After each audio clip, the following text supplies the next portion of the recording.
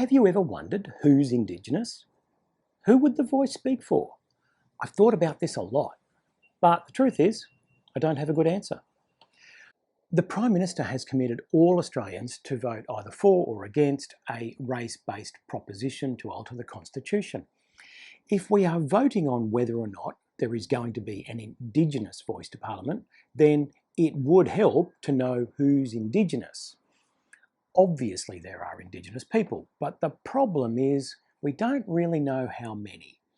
By extension, we don't know who's in the 3% that would be the beneficiaries of the referendum and who's in the 97%.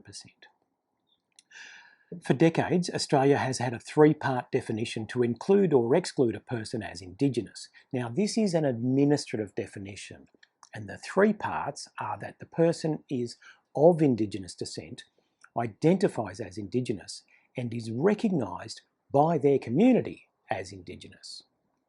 Now, that might work fine for a government department to work out whether or not an individual is eligible for assistance in one program or another. But that third part, the bit about being recognised, actually creates a problem for the Australian Bureau of Statistics, because the ABS can't have a statistical question on the census that counts recognition. The ABS can't count what other people think about you.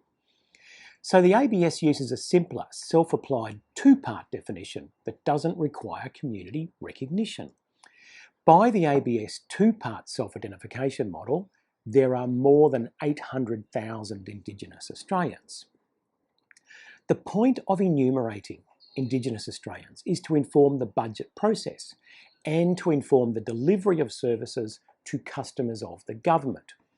But there is no meaningful way to draw a straight line between service delivery and I had an Aboriginal grandfather.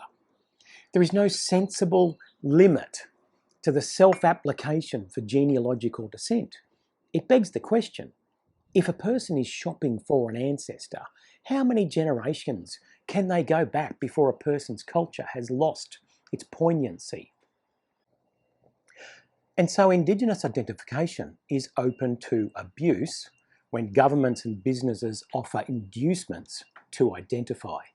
The three-part definition has, in many cases, been taken over by self-identification or box ticking that isn't based on circumstances or need. To get a sense of what that looks like, between 2021 and the 2026 censuses, the Indigenous population increased some 25%.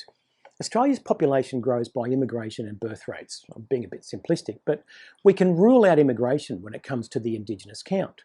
But there's no way in the world the 25% increase could ever be explained just by the birth rate. So I think two things are happening. Newborn babies are being counted as Indigenous at an astronomical rate. And there are a whole bunch of Australians becoming Indigenous later in life. There is a ton of self-identification, and often it goes unchallenged. Some Indigenous people believe there are up to a couple of 100,000 fakes. Having said that, there are teams of Australians dedicated to uncovering fake, high-profile Indigenous Australians, and I'll put a couple of links below. To make matters more complicated, the three-part definition is porous. The same person may identify as Indigenous for some reasons or at some times, but not others. Or one member of the family may identify as Indigenous, and other family members with the exact same pedigree do not. There is no meaningful way to count the Indigenous population. There is no Indigenous polity. There is no national Indigenous community. I am of Aboriginal descent, but what if I want to tick a box that says I'm Australian? I mean, I spent 10 years in the army. I'm Australian. So here we are in 2023 without being able to collectivise who is or isn't Indigenous. I don't actually know how anyone could write a list that says who is or isn't Indigenous. And to bring this all back to voice treaty and truth-telling, how are we ever going to know who's in the 3% and who's in the 97%? And who the heck is going to write that list? I think it's all quite confronting. Pardon the pun, but things are not black and white. Anyway, get into some research, get talking so that when you vote, you know why you are voting one way or the other. That's all from me today. Please subscribe and make sure you turn on post notifications for more about the referendum. Share your comments down below. And check out our webpage for a bunch of different ways to learn and collaborate with us. And I will see you soon. One last thing. When I was growing up, I thought these were nice biscuits until someone pointed out it's the name of a city in France. Silly me. Authorised by Wesley of the Centre for Indigenous Training, Albert Street, Brisbane.